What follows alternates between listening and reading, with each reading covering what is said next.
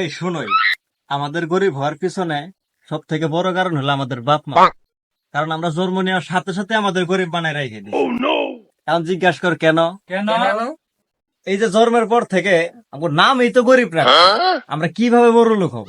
এই যে দেখ, ওর নাম জুয়েল। নাম শুনে মনে হইতেছে একটা কামলা কাম। আজ পর্যন্ত শুনছ জুয়েল নামে কোন লোক বড় লোক হয়েছে? বাবু, নাম শুনে একটা ছুটু ছুটু ভাবা, ওই বড় লোক হবো কিভাবে? এখন তোরাই ক, বড় লোকটা হবো কিভাবে? এই যে আবার এইদিকে দেখ, ওর নাম আরিয়া। নাম শুনেই মনে হয় যে বৈশাখ মাসে মেলায় মেলায় যায় হকার গিরি। নাম রাখছি তো আমার বাপ নাম করে ঠকাইছে। এই যে আমার নাম মামুন, নাম শুনলে মনে হয় ঠিক মামুন নামে কোন জায়গায় বড় লোক আছে শুনছ? এই যে দেখ, বাইরের রাষ্ট্রের মানুষগুলার নাম বিল গেট।